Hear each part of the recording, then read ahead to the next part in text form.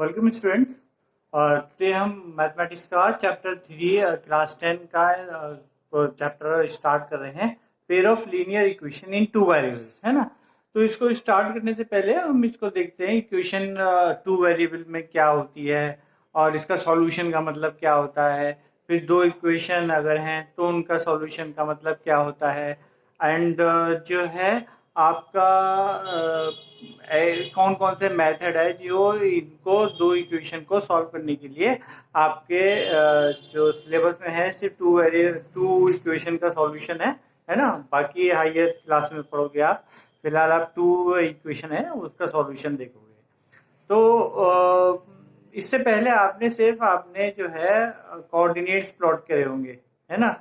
और आपने जो है एक इक्वेशन अगर आपने जो है ग्राफ में प्लॉट करी होगी इक्वेशन, जैसे y 2x plus 3y equal to 4, सब उसकी ये कोई इक्वेशन है ना।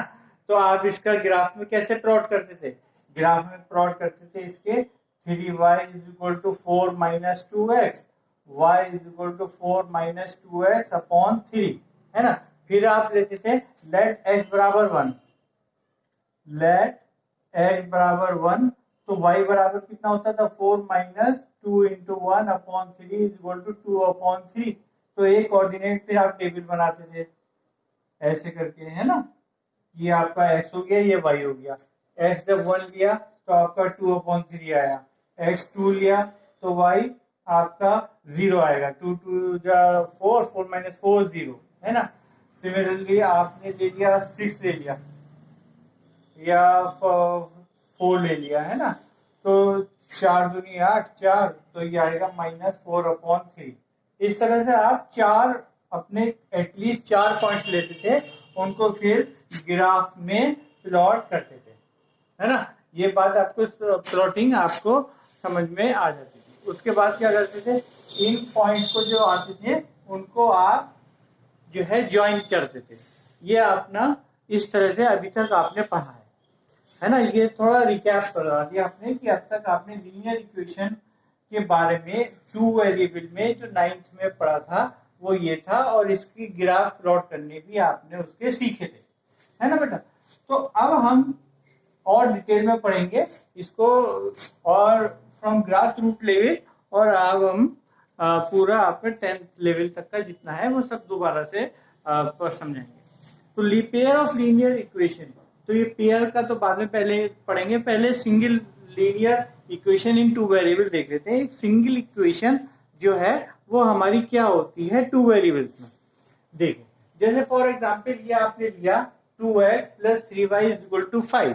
तो इस इक्वेशन को देखिए, इस इक्वेशन को हम किस फॉर्म में लिख सकते हैं? ax plus by plus c equal to 0 form में लिख सकते हैं। Means 2x plus 3y minus 5 equal to 0। देखिए ये फॉर्म दोनों सेम है। x वाला कोऑर्डिनेट पहले है, फिर y वाला है, फिर c वाला, और इक्वल टू 0 के बराबर है ना। ऐसी इक्वेशन जिसमें न्यूमेरिकल कोफिशिएंट्स हो और ये आपके x y ये वेरिएबल्स कहलाते हैं। दो वेरिएबल हैं x और y, है ना। तो ये जो दो वेरिएबल है इसीलिए इसका नाम पड़ा equation in two variable. Equal to 0 है तो ये इक्वेशन बन गई, है ना। बिना अगर 0 नहीं होता तो वो एक एक्सप्रेशन कहलाता है। जैसे 2x अगर मैं इसको हटा दूं, ये आपका एक सिंपल एक्सप्रेशन कहा जाएगा। बट जब आप इसको इक्वल टू 0 कर देंगे तो अभी क्या बन जाएगी? आपकी इक्वेशन बन जाएगी, है ना। तो इस इक्वेशन को हम इस स्टैंडर्ड फॉर्म में लिख दिया हमने। अब स्टैंडर्ड फॉर्म में लिखने के बाद हम देखेंगे कि इसके जो ये वाला a है, ये b बन जाता है और ये c बन जाता है विद साइन, है ना। तो ऐसी इक्वेशन जिसमें a b c जो आपके रियल नंबर्स होने चाहिए, है ना। रियल नंबर्स आपको पता है जो है रियल नंबर्स होने चाहिए। इसकी डेफिनेशन आपके फर्स्ट चैप्टर में समझा दी गई थी, और अगर नहीं हुआ तो दोबारा वीडियो हम बना देंगे फर्स्ट चैप्टर का, है ना, यूक्लिड्स वाला। इसमें आपका जो है ए बी सी आपका रियल नंबर्स होने चाहिए, और ए और बी दोनों 0 नहीं होने चाहिए, है ना। ए और बी दोनों 0 हो जाएंगे तो -5 बराबर 0 हो जाएगा, वो इनवैलिड हो जाएगा, है ना, तो वो गड़बड़ बात हो जाएगी। तो इसलिए दोनों 0 नहीं होनी चाहिए, एक तो 0 हो सकता है, दोनों 0 नहीं हो सकते। तो दोनों 0 को हम ये कंडीशन में ये भी डिफाइन करते हैं, सिर्फ ऐसे लिख देते हैं, या तो A and B are not both 0 इतनी बड़ी लाइन लिखो, या सिर्फ लिखो A square plus B square not equal to 0 होना चाहिए। तो कंडीशन क्या हुई, ए बी सी आपके रियल नंबर्स होने चाहिए और ये कंडीशन सेटिस्फाई होनी चाहिए, तब आपका जो है वो equation linear equation in two variables कही जाएगी। अब हम देखते हैं इसका सॉल्यूशन का क्या मतलब होता है। सॉल्यूशन का मतलब होता है जैसे आप ये आपकी वो है जैसे ये आपकी वो है इक्वेशन है ना बेटा, इसमें लेट x की वैल्यू रखिए आप बेटा 1 और y की वैल्यू रखिए -1, है ना, x की वैल्यू 1, y की वैल्यू -1, तो 2 into 1 प्लस 3 into -1 -5, इसको सॉल्यूशन के लिए 2 - 3 -5, है ना, तो ये आपका क्या बना -1, है ना, तो ये आपका 2 - 8 बराबर -6, है ना, और जबकि आना कितना चाहिए था 0, इसका मतलब ये सॉल्यूशन इसका नहीं है। अब ले लीजिए x = 1, y = 1, दो वैल्यू ले लेते हैं, x = 1 और y = 1 वैल्यू ले लेते हैं। इसमें देखिए अब इसकी वैल्यू रखिए 2 into 1 प्लस 3 into 1 -5, तो 2 प्लस 3 -5, तो 5 - 5 बराबर 0। देखिए ये भी 0, ये भी 0, इसका मतलब ये जो वैल्यूज हैं ये वैल्यूज इसका सॉल्यूशन है। इसका मतलब सॉल्यूशन का मतलब ये भी है कि ये वैल्यूज इस पे जो लाइन की इक्वेशन बनेंगे, अगर हम ग्राफ प्लॉट करेंगे तो ये वैल्यू जो है x = 1, y = 1, कोई कोऑर्डिनेट अगर हमने प्लॉट करा, ये x एक्सिस, ये y एक्सिस, ये 1 1, ये पॉइंट आपका 1 1 है ना, तो ये पॉइंट जो है इस इक्वेशन को अगर हम प्लॉट करेंगे तो उस पर जरूर के जरूर लाई करेगा, है ना, तभी तो ये इक्वेशन सेटिस्फाई हुई। तो ये जो पॉइंट है ये इसका सॉल्यूशन कहलाया जाएगा, जिसपे ये जिन दो वैल्यूज पे x और y की वैल्यूज पर ये सेटिस्फाई होता है, ठीक है। तो चूंकि हमने आपसे कह दिया कि आपको फ्रॉम स्टार्टिंग टू एंड तक बताएंगे, तो इसको ग्राफ में प्लॉट करना सीख लीजिए, जबकि ये आपके 9th में आ चुका है, आप अपना सीख चुके होंगे, है ना, ग्राफ प्लॉट करना सीख लीजिए। तो आप 3y = 5 - 2x लेते हो, y = 5 - 2x अपॉन 3, ये आपका y का एक्सप्रेशन आ जाता है।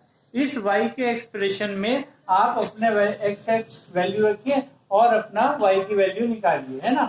तो हम करते हैं फॉर x = 1, है ना, x = 1, y = कितना आएगा 5 - 2 into 1 अपॉन 3 = 5 - 2 3 अपॉन 3 1 आ गया, है ना, और साइड में अपना ये चार्ट भी बनाना स्टार्ट कर देते हैं। ये x y, जब x आपका 1 था y भी 1 आया आपका। जब x = 2 लेते हैं तो कितना आता है, तो y आता है 5 - 2 into 2 अपॉन 3, तो ये आ जाएगा 1 अपॉन 3, इसका मतलब 0.33। वो प्लॉट करना मुश्किल होगा, तो हमेशा ऐसे पॉइंट आपको कंसीडर करने होते हैं जो प्लॉटिंग करने में आपके आसानी रहेगा। 0.333 प्लॉट करना थोड़ा डिफिकल्ट होता है, तो ऐसी वैल्यू चूज करते हैं हम जिसमें राउंड फिगर में मतलब इंटीजर्स आ जाए। कोशिश ये करना चाहिए कि आपका इंटीजर वैल्यू आ जाए, तो वो देखते हैं। अभी देखिए हमने 3 वैल्यूज निकाल ली, इसमें 2 इंटीजर आ गए, आपके लिए सफिशिएंट है, लेकिन आपको 4 वैल्यूज निकालनी होती है ना। देखो x = 0 पे 0 रखा तो 5/3 वो आपका आ गया 1.67 कह रहा हूँ। x = -2, एक माइनस की भी वैल्यू लेते हैं, जिससे आपका ग्राफ का माइनस वाले पोर्शन का हिसाब किताब पता चल जाए। तो x = -2, तो ये रखेंगे -2 into -2 +4 हो जाएगा, 5 + 4 9 अपॉन 3 आपका 3 आ गया, है ना। तो इस तरह के बाद ये टेबल आपकी डेवलप हो जाती है। इसके बाद आपको प्लॉटिंग करनी पड़ती है। ये आप प्लॉट कर देते हैं एक्स एक्सिस वाई एक्सिस। यहाँ पे कोऑर्डिनेट देखो 1 2 ऐसे आ रहे हैं, तो यहाँ पे हम 0 स्टार्ट करेंगे। स्केल ले लेंगे 1 डिवीजन इज इक्वल टू 1, क्योंकि हमारे वैल्यूज ज्यादा नहीं है, वेरिएशन ज्यादा नहीं है। तो ये आपका 1, ये 2 हो गया और इतना ही ये -1, और जो कि हमने -2 भी लिया है तो ये आपका -2 ये पॉइंट हो गया है ना। इस तरह से आप एक्स एक्सिस में मार्क कर लोगे। वाई पे आपके 1 2 3 ए बी सी रेंज के हैं, तो 1 2 3 है ना। ये आप नेगेटिव में भी ले जाओगे, -1 -2। ठीक है, अब आपको प्लॉट करना है 1 पे 1, 1 पर 1, तो ये पॉइंट आ गया आपका 1 1। अब 0 पे 1.67, 0 पे 1.67 लगभग यहाँ पर आएगा है ना। तो ये पॉइंट क्या हो गया 0 1.67, ये पॉइंट हो गया। ठीक है, नेक्स्ट -2 पे 3, -2 पे 3 आपका लगभग यहाँ पर आएगा, यहाँ पर आया है ना, -2 पे 3। तो ये पॉइंट क्या हुआ, अब इसको रब कर देते क्योंकि ये इंटरफेयर कर रहा है हमारी कैलकुलेशन से। तो -2 पे हमारे ग्राफ से इंटरफेयर कर रहा है ना, तो इसलिए हम -2 पे आपका ये इधर से -2, पहले -2 की तरफ चलते हैं, पहले एस कोऑर्डिनेट की तरफ चलते हैं। तो पहले -2 की तरफ चले हम, यहाँ -2 आ गया। अब प्लस की तरफ चलेंगे क्योंकि +3 है, तो +3 आपका यहाँ पर ये ऐसे कर दिया। तो ये पॉइंट जहां आया वो क्या होगा, -2 और 3 पॉइंट होगा। ठीक है, 3 पॉइंट प्लॉट कर दिया। ऐसे आपको 3 तो मिनिमम करने हैं, कोशिश ये करिए 4 हो जाए तो अच्छी बात है। इसके बाद आपने जो है तीनों पॉइंटों को मिला देना है, तीनों पॉइंट को मिला देना है। और इस इक्वेशन जो लाइन आई इसके ऊपर लिख देना है इसकी इक्वेशन 2x + 3y = 5 की ये इक्वेशन है। ठीक है, अब इसका सॉल्यूशन क्या होगा, सॉल्यूशन इसका हर एक पॉइंट जो यहाँ पे है, यहाँ पे है, यहाँ पे, हर पॉइंट जो इस पे लाई कर रहा है वो इस इक्वेशन का क्या कहलाएगा, सॉल्यूशन कहलाएगा। ये बात समझ में आ गई, इस इक्वेशन का सॉल्यूशन कहलाता है बेटे वो। ठीक है, अब हम देखते हैं अगर आपका ठीक है 2 इक्वेशन होती हैं, 2 इक्वेशन का मतलब, तो पहले ग्राफ बना हुआ है तो 2 इक्वेशन का सॉल्यूशन ही इसी ग्राफ में देख लेते हैं। क्योंकि आपका बेटे देखो आपका जो ग्राफ है, जैसे एक इक्वेशन का बनाया ऐसे ही आप दूसरे के लिए चार्ट बनाओगे, टेबल बनाओगे और फिर इसको प्लॉट करोगे, है ना। सपोज कीजिए वो ग्राफ आपका इस तरह से आता है ना, ये आपका ग्राफ, ये लाइन उसकी बनती है आपके ग्राफ की, है ना। तो देखो ये 2 लाइनें जहां इंटरसेक्ट कर रही हैं वो इन दोनों लाइन का सॉल्यूशन कहा जाएगा, क्योंकि ये पॉइंट जो है इन दोनों लाइनों पे लाई कर रहा है। जब ये पॉइंट दोनों पे लाइन कर रहा है इसलिए ये सॉल्यूशन जो है दोनों इक्वेशन को सेटिस्फाई करेगा, है ना। क्योंकि जब एक पॉइंट दे रहे थे वो तो इनफाइनाइट पॉइंट है, सब सेटिस्फाई करेंगे किसी एक इक्वेशन के लिए। बट 2 इक्वेशन के लिए अगर वो इंटरसेक्ट कर रही हैं तो जिस पॉइंट पे इंटरसेक्ट कर रही हैं वही उसका सॉल्यूशन होगा, क्योंकि वही एक पॉइंट वाइज एक पॉइंट है, सिर्फ एक पॉइंट है जो दोनों इक्वेशन पे लाई कर रहा है। देखिए ये पॉइंट इस इक्वेशन पे भी लाई कर रहा है इस लाइन पे, और यही पॉइंट इस लाइन पे भी लाई कर रहा है, तो इसलिए ये इसका दोनों का सॉल्यूशन कहा जाएगा, है ना।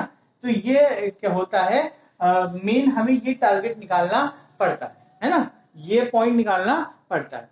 अब हम देखते हैं टाइप्स ऑफ आपके, जब आप 2 ग्राफ प्लॉट करोगे तो आपका टाइप्स ऑफ ग्राफ किस तरह के बन सकते हैं। मतलब आपके जनरली जो बनते हैं वो 3 टाइप के आपके ग्राफ बनते हैं, है ना। तो इसमें देखोगे आप बेटा, या तो आपका ग्राफ कहीं ना कहीं 2 लाइन को इंटरसेक्ट करेगा। ग्राफ में आपके 2, ये एक इक्वेशन ये है, दूसरी इक्वेशन ये है, दोनों कहीं ना कहीं इंटरसेक्ट करेंगे। जब दोनों इंटरसेक्ट करते हैं तो इस केस में आपका सॉल्यूशन आता है यूनिक, मतलब सॉल्यूशन एग्जिस्ट कर रहा है ना, देखो इस पॉइंट पे सॉल्यूशन एग्जिस्ट कर रहा है, तो इसका मतलब क्या हुआ, लाइन इंटरसेक्ट एक पॉइंट पे कर रही है, ठीक है। या फिर हो सकता है आपका सॉल्यूशन, एक लाइन ये बना दिया आपने, एक की इक्वेशन ऐसी आई, दूसरे की भी ऐसी आई, पैरेलल आई। अब वो पैरेलल किसी भी डायरेक्शन में हो सकती है, पैरेलल आपके इस डायरेक्शन में हो सकती है ना, पैरेलल आपकी इस डायरेक्शन में हो सकती है, दैट डज नॉट मैटर, वो डायरेक्शन कुछ भी हो, लेकिन दोनों इक्वेशन आपकी पैरेलल आई, ये बात समझ में। दूसरा केस ये हो सकता है ना। तीसरा केस आपका ये हो सकता है, एक लाइन आपने प्लॉट करी और दूसरी लाइन भी इसी के ऊपर आ गई, बिल्कुल यही, दूसरी लाइन भी इसी के ऊपर आ गई, है ना। सिर्फ ये 3 केस पॉसिबल है, ठीक है, और कोई केस आपका पॉसिबल नहीं हो सकता, है ना। या तो वो कंटिन्यू करेंगी, पैरेलल होंगी, है ना। अगर तीसरा चौथा अगर आप मान भी लो कि चौथा केस ऐसा हो सकता है कि सर ये आपका ग्राफ हो गया, एक इक्वेशन लाइन की इक्वेशन बनाए,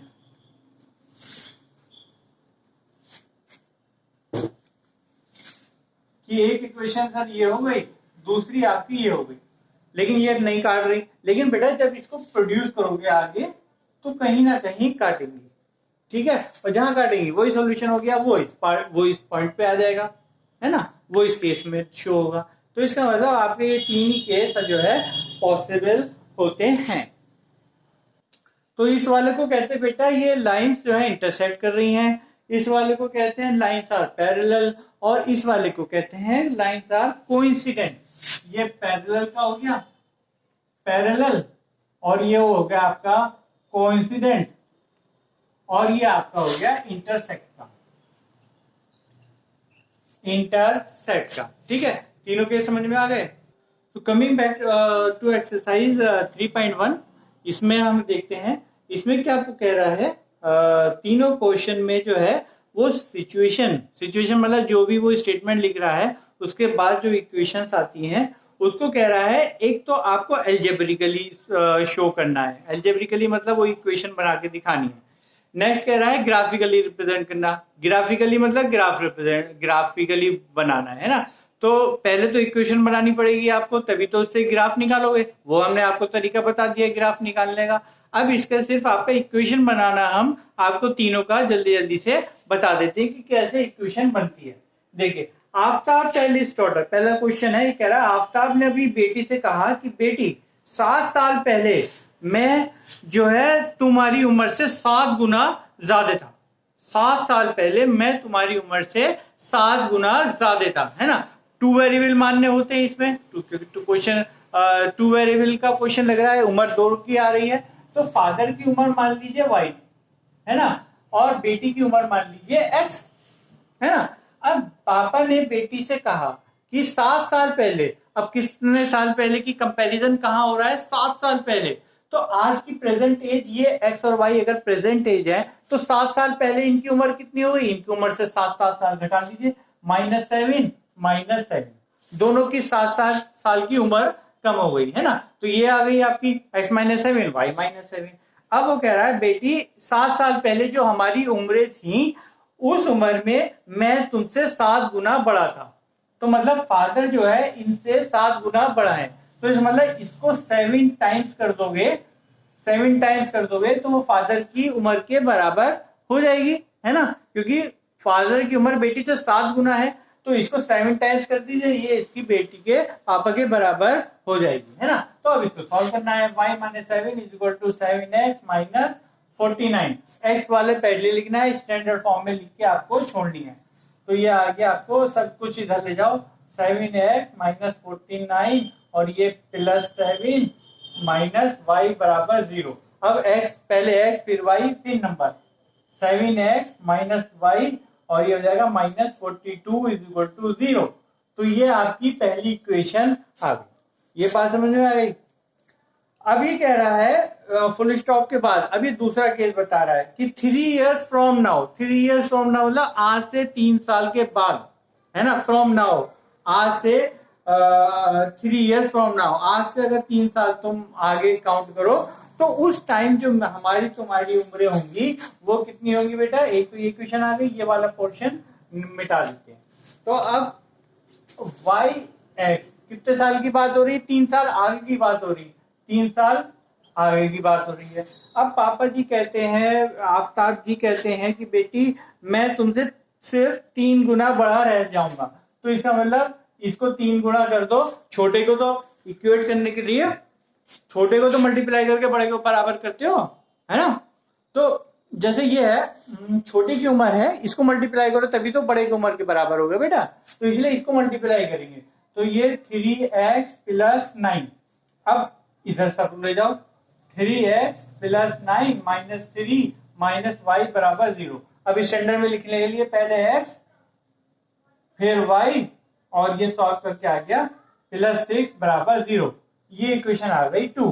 तो ये अपना रिप्रेजेंटेशन आपका पूरा हुआ। इससे पहले एक इक्वेशन लीजिए, y बराबर लीजिए और फिर टेबल बनाइए, जैसे पहले समझाया था एग्जाम्पल में जब एक्सप्लेन कर रहे थे तब समझाया था। फिर ये उसको ग्राफ लीजिए, उसको प्लॉट कीजिए। सिमिलरली इस इक्वेशन में y की बराबर निकालिए, s की वैल्यू अलग अलग कम से कम 3 वैल्यू रख के y की कोऑर्डिनेट्स निकालिए और उसके बाद उसको प्लॉट कीजिए और फिर वो आपका हो जाएगा ग्राफिकली सॉल्यूशन। ठीक है, सेकंड क्वेश्चन की भी इक्वेशन बना देते हैं। देखिए सेकंड क्वेश्चन में कह रहा है कि उसने 3 बैट खरीदे और 6 बॉल खरीदी, कितने रुपए की, 3900 की, और एक बैट खरीदा और 3 बॉल खरीदी 1300 की। तो इसमें देखो जो आप वेरिएबल्स बन सकते हैं, पहले ये दिमाग में सोचना पड़ेगा वेरिएबल क्या क्या बन सकते हैं, उस तभी इक्वेशन बन पाएगी। तो देखिए कॉस्ट ऑफ वन बैट, एक बैट की कीमत ले लेते हैं हम, वो हमने x मान ली, एक बॉल की कीमत y मान ली। अब इसने 3 बैट खरीदे, तो अगर मान ले एक बैट की कीमत x तो 3 बैट की कीमत 3x, तो 3x, और साथ में क्या खरीदा, बॉल, एक बॉल की कीमत y, 6 बॉल की कीमत 6y। इन दोनों का पैसे जो बने वो 39 हुआ, तो दोनों के पैसे जोड़ दिए 3900 के बराबर कर दिए।